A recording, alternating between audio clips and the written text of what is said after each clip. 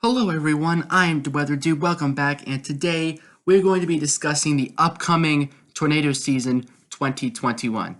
So without further ado, let's get into the video. Stay tuned and enjoy.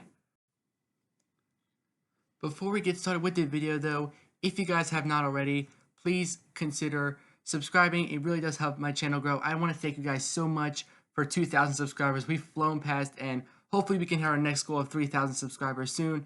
And also, to help this video reach more people, please consider liking and sharing it as well. And let's get into the video now.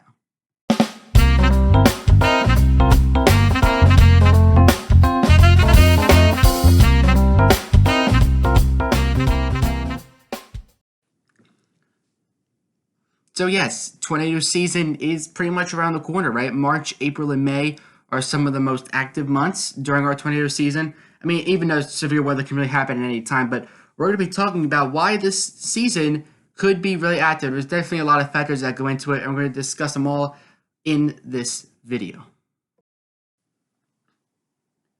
And here is a map to show you like when we see the most tornadoes by month on average. This is taken from a 1999 to 2018 average. As you can see, right, April, May, and June actually are like some of the most active months, but March is too, right? March is like the beginning of spring, like that end of March time frame. But really, I mean 4 months with 100 plus average tornadoes by month, right? April, May, June, and July. All right. Now, usually during the late spring and early summertime, that's usually like in the south, but places like I know, like here, like in the Mid-Atlantic, we definitely seem to get our fair share of severe weather activity usually around like the summertime. Right? And there's definitely a lot of factors as to why, right? Like, can we get the hot humid air supplied? Areas further north, of course, we got to get the cold air to meet up as well. All right. So where we are now, February is actually the lowest month, with the exception of December, on average, right? From a 99 to 18 average. All right. And then March, of course, you usually see 80, and then of course, April, May, and June are the 3 more active months. All right, so this map is really one that you guys really need to see, because this really does tell you like why we could be, in for the long haul this tornado season, right? We are in, as you guys may know, a La Nina now. A La Nina advisory is in effect, and there's a good chance that La Nina could stay for at least another month or two, and then kind of a little bit of uncertainty as to what could happen after that. But pretty much, we're pretty sure it's going to be here for March, maybe even part of April. So what does that mean for your tornado season? Well, on the right here, you have your La Nina influence, and on the left, you have El Nino. Now, if you can tell by the blue shade, that means tornado and hail frequencies are more frequent, all right? So, like, for example, look at especially the South Central, right? You can see for La Nina, right? This is the bottom two maps, these are hailstorms and these are tornadoes, right? And for both of them, you can see that in the South Central, right around Tornado Alley, you can see that tornadoes and hailstorms are more frequent during a La Nina. And during an El Nino, you can see the brown shadings for both, which does mean less frequent. That's if we were to have an El Nino. All right, so this is almost like a hurricane season discussion, right? Well, not quite, except it's tornadoes, but those will definitely be starting in about 2 or 3 weeks. So I can't wait to start talking about hurricane season as well, because that's also pretty soon, right? And even places like the East Coast, right? Like from Massachusetts down to North Carolina, right? I mean, it's not a very darker shading of blue, but it's still, any shade of blue means a little bit more frequent during La Nina. And then look at the light shade of orange on the East Coast, right? A little less. So in the East Coast, ENSO doesn't really, there's no darker shading, right? It doesn't affect us as much, but still, La Nina, overall, there's more shades of blue across the U.S. than there is. Actually, there's really no shades of blue during an El Nino, right? Which really keeps the severe weather activity kind of lower. So here's the jet stream winds. Now, I'll explain this, right? So, of course, this is your typical jet stream pattern, your maximum jet stream winds. So here's El Nino, right? And then La Nina means that the jet stream gets pushed farther to the north. And what that means is, because if the jet stream in El Nino, look how far south it is, right? That's going to keep any severe weather activity, which will be limited from the start, but any severe weather activity will probably be down towards the south, right? Like we're talking the Gulf Coast of the Southeast, and maybe Florida could get some severe weather too, right? But even the places that do get severe weather, it's going to be limited because it's El Nino. But La Nina, the jet stream is pushed farther north, which means areas in the south, like a little bit further inland, get in on it, as well as even the jet stream does lift up. So even the East Coast, right, Mid-Atlantic and coastal Northeast, you guys could get in on some severe weather. And this particular jet stream pattern is for March and April. All right, so that really does give you an idea that the jet stream does tend to be farther north during a La Nina. And you can almost kind of see it now with the GFS model. You ever notice, like, if you live in the mid-Atlantic, the southeast and south central, there's no cold spells really on the way. And why is that? Well, that's because of a jet stream that could be farther north, right? So again, there's a jet stream. We're gonna look at the GFS and the European real quick just to kind of show you, right? You can see, like, look at how strong the jet stream is too. Jet stream winds will be really strong around the interior northeast, right? Then it kind of calms down a little bit. Now this kind of jet is a little bit further south, right? And that doesn't mean the jet stream will always be far south, right? When we're in a La Nina, right? But then look, you can see, look, here's starting, now this is a little bit long term. This is like early mid-March, but still, look at the jet stream pattern, right? So you can kind of see what the models are starting to hint at here in terms of severe weather activity. And then, wow, look at this, right? Those stronger jet stream level winds, right? And those winds can sometimes translate closer to the surface, so those could mean stronger surface winds as well. So definitely something to watch. European model, you can see kind of actually similar, right? There's that little southern branch, right? And then there is a little jet stream coming onto the west coast. This is by early mid-March. Also keep in mind the European model doesn't go quite as far long-term as GFS. All right, another influence, right? So this is basically like a little animation, if you will, all right, let me actually, there we go. So we can start from the beginning. So this is the end of January, right? Now watch your January, the Gulf of Mexico turns blue, but then look at February recently, right? You start to see more oranges build up, right? And you can see what is happening here. This is basically the end of January. This is basically like a month span, right? More blue starts to build in, and then more orange starts to build in, right? Now you might be thinking, well, why does this really matter, right? Doesn't this matter more for hurricanes? And yes, that is true, but it does matter for severe weather because when the Gulf of Mexico warms up, like you'll see towards the end, I'll show like a still image as well. But look at the orange and the red, and if we get a good jet setup, right? If we get warm air coming off the Gulf of Mexico, meeting up with cold air, that's going to set the stage for severe weather. So the warm, moist air we do need, and that's supplied usually from the Gulf of Mexico, and even for the East Coast, that can be supplied from the Atlantic as well. And we definitely do have that. Now here's a still image. I know it can be hard to keep up with, so here's a still image. This is the most recent take from the sea surface temperature anomalies. This is actually from yesterday.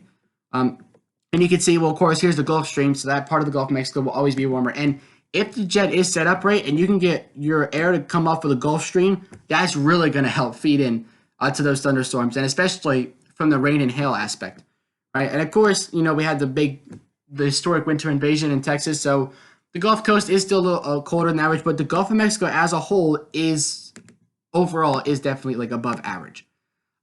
Another thing is the precipitation, right? One thing that comes with severe weather is the precipitation, right? And you can see this is now through March 6th, and the CFS weekly predicts that basically from mid-Atlantic southeast, they could see some above average precipitation, right?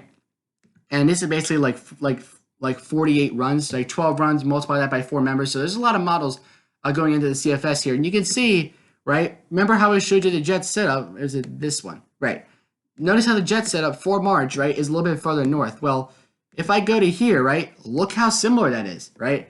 It's going to be set up kind of through this region, and you will see some above average precipitation, right? For example, 13th of March to the 20th of March. I know we're going a bit long term, right, but this is the severe weather season, right? And of course, this could still change, but look, above average precip, right, across the Ohio Valley, that still remains 20th through 27th of March, right? This is the beginning of April, right? And here's early to mid-April. It's still there. All right, so that's the kind of the jet we're talking about. That can come this way, you know, get some moist air, and then we see the thunderstorms start breaking out. They could break out farther north. They could stay farther south in the southeast. We know they could pretty much happen anywhere, anytime even. Right, and also look at the temperatures. Right, we're gonna have primarily warm temperatures. All right, so that does lead, especially if the atmospheric temperatures are warmer. Sometimes that can lead to, right? Sometimes, like if you heard what's called the Cape, right? That's like the heat energy feeding into the thunderstorms. And of course, a milder temperature. It's not like the hotter the surface temperature, the stronger the storm. That's not necessarily the case. But when you are hot and muggy, that definitely does get the atmosphere ready for some potential rain, flooding, hail, right? So now this is just for the 27th of February, but I wanted to show you the climatology, right? Like where do we see the most tornadoes during this end of February sort of time frame? And you can see it's pretty much across the southeast, right? The oranges and the red colors really show you where it is, right? Basically between western Georgia and Arkansas, from Tennessee down through the Gulf Coast of Biloxi, right? Right in this zone right here is really where you see those tornadoes are significant, potential significant tornadoes during this sort of end of February timeframe. All right. So, for example, let's take an example. We already have a severe weather threat. All right. We had it the other day. It's still going today. Right. Just for today, a good almost 5 million people are just inside of this marginal zone right here. All right. Yes, 5 million. For under the gun for severe weather today into tonight. Of course, eastern Oklahoma. That also goes through all the way up through western Kentucky. It's not a huge zone. The lighter green, that's just like your regular rain and thunderstorms. But still, can't rule that out either. But the darker green, that's where you have your risk for severe weather. And Little Rock Metro is included in that, so that's going to help increase the population of people affected because Little Rock is kind of like a metro area. Tornado, good thing is tornado threats really, I wouldn't say non-existent, but very low risk, like less than 2% risk. Wind, 4.5 million people under the gun for wind, as well as hail. Except the hail is a little bit of a wider region, but still, potentially 4.8 million people under the gun for some hail. All right, so here we have, this is day 2, this is tomorrow, and this is the even bigger zone, right? We're talking about 19.5 million people under the gun for severe weather. That includes Dallas, Memphis, Fort Worth, Nashville, Arlington, Texas, all under the gun for severe weather, and this is tomorrow. 186,000 square miles there. You can see by the stats here in the bottom left. All right, I like the population because it really tells you how many people could be affected. I mean, 19 million, that's a lot. All right, like if this marginal zone, even if it was smaller, I bet you if this marginal zone was right on the I-95 corridor, like the population would be well into the tens of millions, right? Even if the area looked smaller, because the metropolitan areas are so more, of course, they're more populated. There is a tornado risk for tomorrow, however. This will affect a good 10.8 million people are in this green zone. All right, so there will be it's a 2%. Well, I wouldn't say 2%, right? Like this particular map, like don't take 2% as like near zero. I would take 2% as like a low probability, right? There's still a chance. I would even say 10, 20, 30% chance of tornadoes in some spots, right? Of course, the atmospherics do have to be set up the right way. Wind will be 14 million people. Wind will be in a wider zone. More people will be affected by wind than tornado, but a tornado risk is still there. And then the hail will actually be a little bit further south. Still 10 million people, but it'll be more shifted towards the Arklatex region, including Dallas Metro. All right, so that's the big part of why 10 million people could be affected by hail because Dallas Metro is also pretty occupied. All right, so to wrap up here, to go to the last few maps, we're going to show you, because of course the ENSO, right, the La Nina is going to determine our tornado season. I just wanted to show you that as an example of what tornado threats you could be seeing today and tomorrow. But you can see Nino 3-4, right?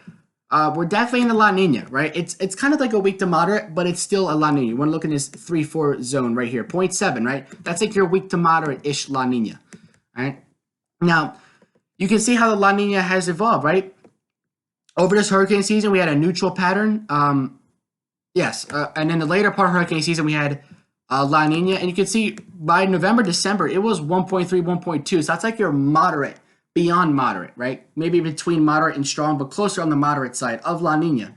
All right, and you can see it has tapered off since then for sure, but still La Nina nonetheless.